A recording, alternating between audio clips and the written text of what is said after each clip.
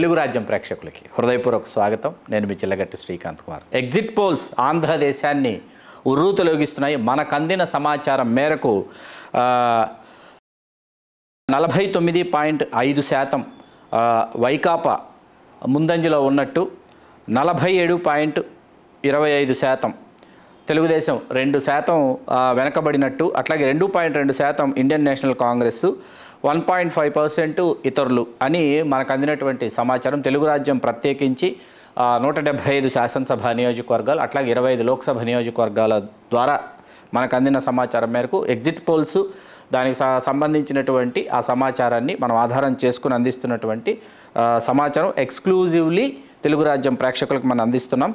98 స్థానాల నుంచి 116 స్థానాలలో వైకాపా తన ప్రభంజనాన్ని ప్రదర్శించబోతోందని వస్తున్నటువంటి ఎగ్జిట్ పోల్స్ తెలియజేస్తున్నాయి. 59 నుంచి 77 స్థానాలలో కూటమి వాళ్ళ ఆధిక్యతను వాళ్ళు ప్రదర్శిస్తున్నారు అని మనకు అర్థమవుతుంది.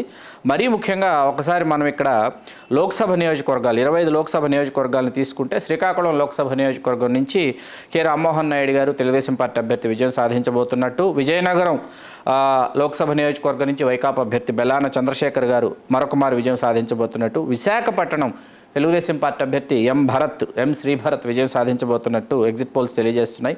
అనకాపల్లికి వచ్చేటప్పటికి ఎవరు ఊహించని విధంగా వైకాపా అభ్యర్థి బూడి ముత్యాల నాయుడు, అట్లాగే భాజపా అభ్యర్థి సీఎం రమేష్ల మధ్య హోరాహోరీ పోరు జరుగుతోంది. అది మనకు 4వ తేదీ కానీ ఆ ఫలితాలు వెల్లడయ్యేటటువంటి అవకాశం కనిపించడం లేదు. అరకుకు వచ్చేటప్పటికి వైకాపా అభ్యర్థి ఇక్కడ విజయం సాధిస్తున్నారు. కాకినాడకు వచ్చేటప్పటికి వైకాపా అభ్యర్థి చలమలశెట్టి సునీల్ విజయం సాధించబోతున్నారు.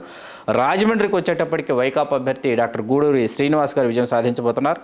అమలాపురంకి వచ్చేటప్పటికి ఇక్కడ తెలుగుదేశం పార్టీ అభ్యర్థి గంటి హరీష్ మాధుర్ విజయం సాధించబోతున్నారు. నర్సాపురం భారతీయ జనతా పార్టీ అభ్యర్థి భూపతిరాజు శ్రీనివాస్ వర్మ విజయం సాధించబోతున్నారు.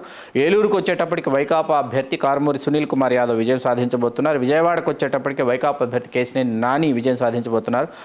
మచిలీపట్నం నియోజకవర్గంకి వచ్చేటప్పటికి జనసేన అభ్యర్థి ఇక్కడ వి బాలశౌరి విజయం సాధించబోతున్నారు. గుంటూరుకు వచ్చేటప్పటికి తెలుగుదేశం పార్టీ అభ్యర్థి పెంసాని చంద్రశేఖర్ విజయం సాధించబోతున్నారు.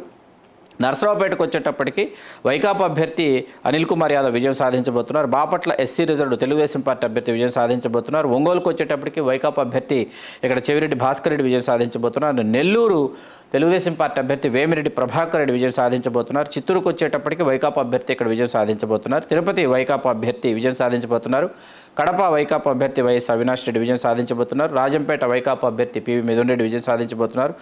కర్నూలు, నంద్యాల, అనంతపురం, హిందూపురం కూడా వైకాపా అభ్యర్థుల విజయం సాధించబోతున్నట్టు మనకు అందినటువంటి సమాచారం. అట్లాగే ఈ ఎగ్జిట్ పోల్స్ ఆధారంగా 2024 బ్యాటిల్ గ్రౌండ్ ఆంధ్రప్రదేశ్ ఎగ్జిట్ పోల్స్లో మనకు ఇక్కడ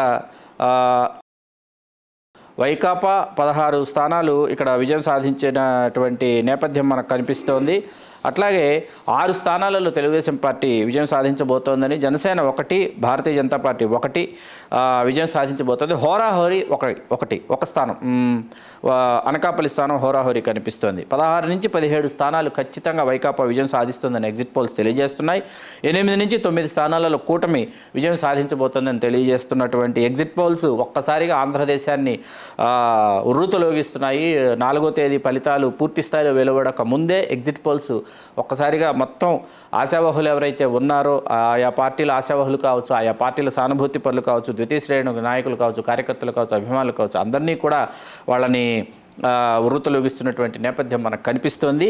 చూస్తూనే నుండి తెలుగు రాజ్యం. మరి కాసేపట్లో 175 శాసనసభ నియోజకవర్గాల్లో ఎగ్జిట్ పోల్స్ ఆధారంగా ఎవరు విజయం సాధించబోతున్నారో తెలియజేస్తాం. చూస్తూనే ఉండండి తెలుగు రాజ్యం. మీ చిల్లగట్టు శ్రీకాంత్ కుమార్.